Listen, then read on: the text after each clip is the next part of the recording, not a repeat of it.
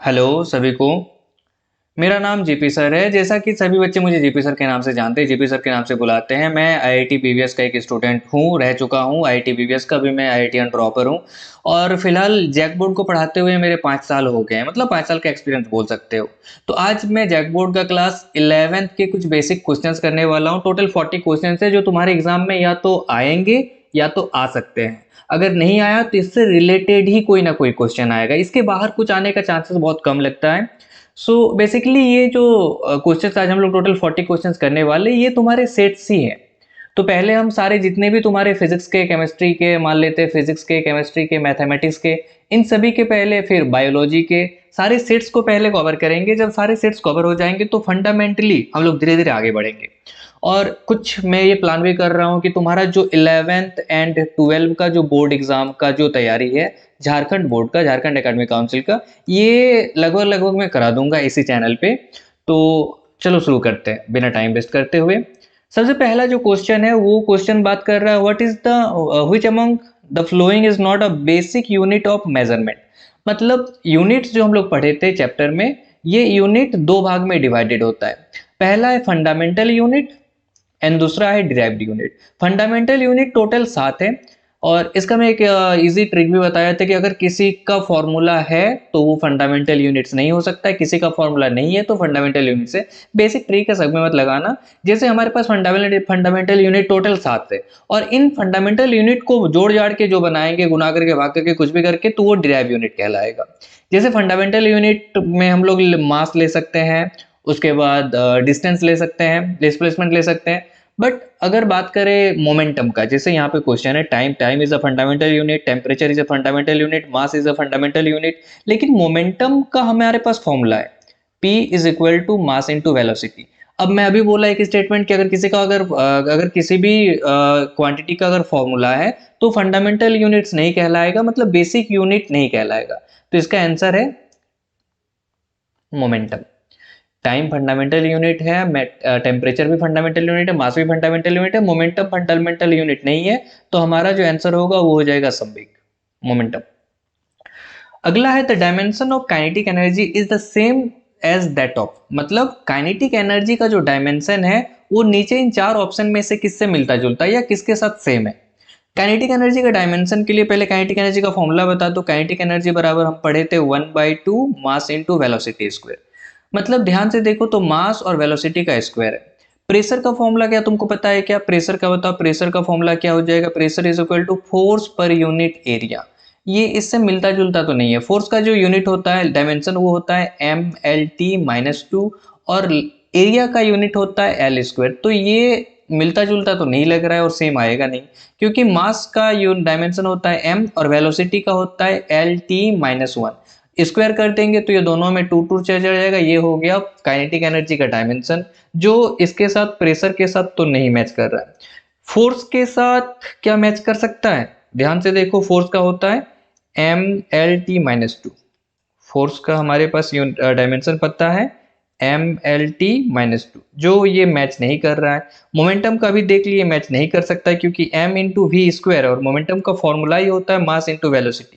यहाँ पे हमारे पास एक स्क्वायर चाहिए तब जाके मैच करेगा, तो मोमेंटम नहीं हो सकता। बचा एक वर्क, वर्क होगा इसका आंसर। अब वर्क का तुम अलग से निकाल भी सकते हो। वर्क का फॉर्मूला क्या हो जाएगा बताओ? W is equal to force into displacement. Force का होता है MLT-2 और डिस्प्लेसमेंट का होता है L। L इंटू एल हो गया L स्क्वायर, मतलब ये इसके साथ मैच कर गया। सो क्वेश्चन नंबर 3 पे आते हैं। इसका आंसर क्या हो गया फाइनली? कार्य। क्वेश्चन है, question number 3, a car accelerated from rest to 30 metre per second. मतलब हमारे पास क्या क्या दिया हुआ बताओ? एक कार है जो एक्सेलेरेट कर रहा है और वो रेस्ट से 30 मीटर पर सेकंड में चला गया। मतलब यू दिया हुआ है 0 मीटर पर सेकंड, रेस्ट मतलब 0 मीटर पर सेकंड। वेलोसिटी दिया हुआ है 30 मीटर पर सेकंड, और टाइम कितना दिया हुआ है? T is equal to 5 second. यहाँ टाइम दिया हुआ, निकालना क्या एक्सेलरेशन। बहुत अच्छा 9 क्लास का क्वेश्चन है। V minus you by T लगाओ। V क्या हो जाएगा? V हमारे पास है 30 माइनस 0 बटा T है 5। 30 में 0 गया 5, मतलब total 6 metre per second square. Answer option number D. So इसका आंसर क्या हो गया? D. Next question, equation of motion is applicable to motion with. Equation of motion किसका, किसके लिए एप्लीकेबल होता है? क्वेश्चन हमारे पास ऑप्शन है uniform acceleration, constant acceleration, non uniform acceleration और नॉन ऑफ दिस। इनमें से कौन सा सही हो सकता है? थोड़ा दिमाग लगा के बताओ। इक्वेशन ऑफ मोशन कहते किसे हैं? इक्वेशन ऑफ मोशन हमारे पास है v बराबर u प्लस ए टी, और क्या होता है बताओ? एक होता है s बराबर U T plus half A T square, और एक होता है v स्क्वायर बराबर यू स्क्वायर और यू स्क्वायर प्लस 2as। ये जो तीन हमारे पास इक्वेशन है इसे हम लोग इक्वेशन ऑफ मोशन कहते हैं। और ये किसके लिए एप्लीकेबल होता है? जबकि ये uniform acceleration, sorry uniform acceleration नहीं, गलत बोल रहा हूँ, ये कांस्टेंट एक्सेलरेशन के लिए लगेबल होता है। ये हमेशा कांस्टेंट एक्सेलरेशन पे ही लगेगा। तो अगर एक्सेलरेशन कांस्टेंट है तो ये लागू होगा, अदरवाइज ये लागू नहीं होगा। तो याद रखना ये हर एक जगह पे acceleration is equal to constant होना चाहिए। एक्सेलरेशन अगर कांस्टेंट है तो ये काम करेगा। अगला, when a force is applied to an object in the direction of motion, what happens to its acceleration? अगर किसी पे हम लोग फोर्स लगा रहे हैं अप्लाई टू एन ऑब्जेक्ट और डायरेक्शन ऑफ मोशन पे, एग्जांपल पे मान लेते हैं ये हमारे पास एक बॉक्स रखा हुआ है एम मास का, ये इस डायरेक्शन में मोशन कर रहा है और इसी डायरेक्शन पे हमने इस पे फोर्स लगा दिया। बताओ इसमें क्या होगा? ये एक्सेलरेट करेगा या डी एक्सेलरेट करेगा? सबसे पहला क्वेश्चन यही आता है, या सेम स्पीड पे चलेगा? अब भाई तुम अगर इधर जा रहे हो और पीछे से कोई धक्का दे दिया तो तुम्हारा स्पीड बढ़ जाएगा। स्पीड बढ़ जाएगा मतलब rate of change of speed पर यूनिट टाइम को हम लोग एक्सेलरेशन कहते हैं। और अगर वो इंक्रीज कर रहा है मतलब ये इंक्रीज करेगा, मतलब उसका एक्सेलरेशन इंक्रीज कर जाएगा। ओके, नेक्स्ट क्वेश्चन देखते हैं। What is the relationship between acceleration and time for an object moving with constant acceleration? देखो constant acceleration अगर हो तो हम लोग ऐसे कहते हैं टाइम, और इधर एक्सेलरेशन ले ले तो इसका जो डायग्राम है वो हॉरिजॉन्टल आता है, मतलब ये कांस्टेंट होगा। Next question, the resultant of two vector is maximum when the angle between them is. देखो रिजल्टेंट कब मैक्सिमम होता है? इसके लिए हम लोग एक केस ले लेते हैं। ए एक वेक्टर है, बी एक वेक्टर है, और इन दोनों के बीच एंगल अगर थीटा 0 डिग्री हो तो ये मैक्सिमम देगा। कैसे वो देख लेते। रिजल्टेंट वेक्टर होता क्या हमारे पास? ए का स्क्वायर बी का स्क्वायर 2ab और साथ में कॉस एंगल बिटवीन देम, तो थीटा हम 0 डिग्री ले लेते हैं। कॉस थीटा 0 डिग्री अगर आ जाए तो इसका वैल्यू होता है 1, मतलब ये हो जाएगा ए स्क्वायर बी स्क्वायर और 2ab कॉस थीटा 1 हो गया ये। अब ये देखो ध्यान से, ये a प्लस बी का होल स्क्वायर बन गया, ये a प्लस बी का होल स्क्वायर बन गया और ऑलरेडी अंडर रूट था। अंडर रूट स्क्वायर हटा दो तो ये बन जाएगा a प्लस बी, जो कि मैक्सिमम होता है। इसका आंसर क्या हो जाएगा? जब थीटा का वैल्यू कितना हो जाए 0 डिग्री तो हमको ये मैक्सिमम मिलेगा। The scalar product of two vector is also known as. देखो scalar product of two vector अगर हम लोग देखें तो उसे हम लोग डॉट प्रोडक्ट कहते हैं।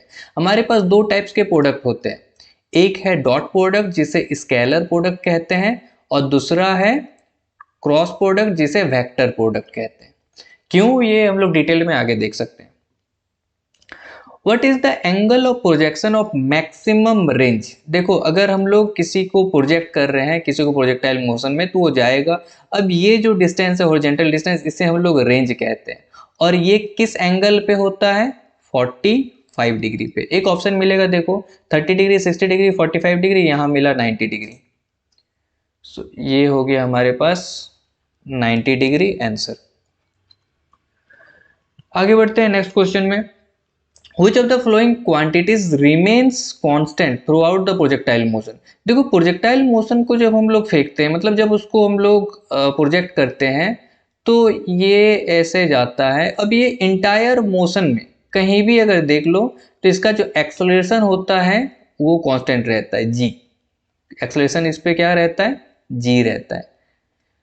ये हो गया हमारे पास कांस्टेंट, और जो कितना होता है 9.8 metre per second square. Answer हो जाएगा क्या इसका? एक्सेलरेशन। हाँ, तुम इस पे ये बोल सकते हो हॉरिजॉन्टल कंपोनेंट ऑफ वेलोसिटी, ये भी कांस्टेंट रहता है, लेकिन यहाँ वेलोसिटी है, और वेलोसिटी में दोनों होते हैं, क्या क्या? Direction and magnitude. मैग्नीट्यूड हमारे पास कांस्टेंट रहता है बट डायरेक्शन चेंज होता है, इसलिए हम लोग वेलोसिटी को कांस्टेंट नहीं कह सकते। हाँ, वेलोसिटी की जगह अगर लिखा रहता है हॉरिजॉन्टल कंपोनेंट ऑफ वेलोसिटी तो हम लोग इसको सही आंसर मानते हैं। ठीक है, next question. Newton second law of motion is, देखो Newton second law of motion बताता है फोर्स का फॉर्मूला एम इंटू ए, लेकिन ये 9 क्लास को लिए बोल सकते हैं, बट हमारे लिए फोर्स का फॉर्मूला क्या है? Force is equal to change in momentum per unit time. Time के साथ मोमेंटम में जो चेंज आता है उसे हम लोग न्यूटन सेकंड लॉ से फोर्स डिफाइन करते हैं, F is equal to d p by d t. A ball of mass m strikes a rigid wall with velocity u and rebounds with the same speed। एक ball है, यहाँ पर हमारे पास एक wall है और एक बॉल है जिसका मास है u, ये जाता है इसके साथ टक्कर खाता है और रिटर्न आ जाता है विद द सेम स्पीड। तो हमें बताना क्या इसमें इम्पल्स कितना होगा। अब इम्पल्स जो होता है इसका फॉर्मूला होता है final momentum minus initial momentum.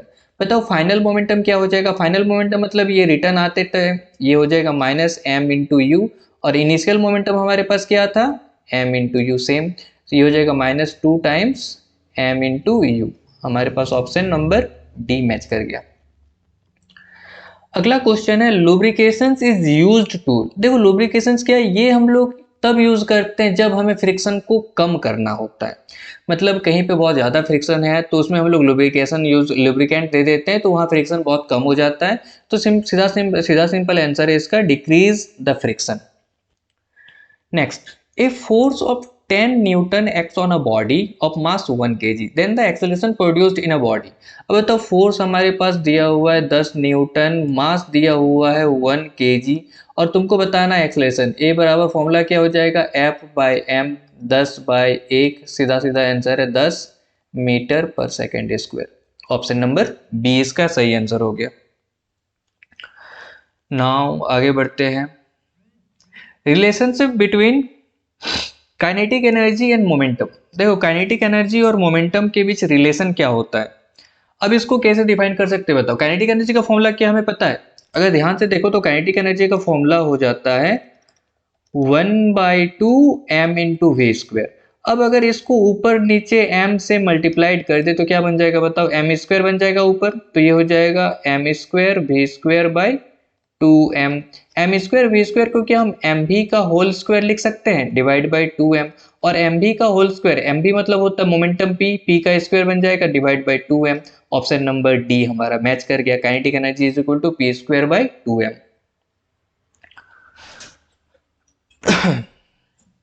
Next question, What will be the kinetic energy of an object when its velocity is tripled? अगर वेलोसिटी को हम ट्रिपल्ड कर दे तो काइनेटिक एनर्जी क्या हो जाएगा? काइनेटिक एनर्जी का फॉर्मूला क्या पता है बताओ? काइनेटिक एनर्जी बराबर काइनेटिक एनर्जी बराबर फॉर्मूला होता है 1/2 m इंटू वी स्क्वायर। अब नया जो काइनेटिक एनर्जी होगा जब वेलोसिटी के जगह हम लोग कितना रख दे 3v, ट्रिपल्ड कर दें, तो ये बन जाएगा 1/2 मास इंटू 3v का स्क्वायर। अब बताओ 3v मतलब क्या हो जाएगा? 1/2 मास और 3 के जगह आ जाएगा 9v स्क्वायर, मतलब ये आ जाएगा 9 टाइम्स काइनेटिक एनर्जी जो इनिशियल था, मतलब 9 गुना हो जाएगा। तो अगर हम लोग वेलोसिटी को ट्रिपल करें 3 गुना करें तो ये जो मोमेंटम है ये हाँ काइनेटिक एनर्जी वेलोसिटी का ट्रिपल करें तो काइनेटिक एनर्जी हमारे पास 9 टाइम्स हो जाएगा, 9 गुना बन जाएगा। ठीक है। 1 हॉर्स पावर, देखो सीधा सीधा क्वेश्चन है, 1 हॉर्स पावर कितना के बराबर होता है? 746 वाट के बराबर होता है। किलोवाट आवर ये किसका यूनिट है? एनर्जी का। ये यूज करते हैं हम लोग टोटल कंजम्पशन ऑफ एनर्जी को देखने के लिए कि कोई अगर किसी का घर है तो वो टोटल कितना एनर्जी कंज्यूम कर रहा है वो चेक करने के लिए हम लोग यूज करते हैं एनर्जी का। Which of the following is translatory analog of moment of inertia? Moment of inertia जिसे हम लोग आई से डिनोट करते हैं ये सीधा सीधा एनालॉगस है मास का। मास का एनालॉगस हम लोग सीधा मोमेंट ऑफ इनर्शिया कहते हैं। Where is the center of mass of a uniform rod located? At mid point at the rod। अगर यूनिफॉर्म रॉड का बात करें तो ये हमारे पास कुछ ऐसे रॉड आता है और ये सिलेंडर बन गया।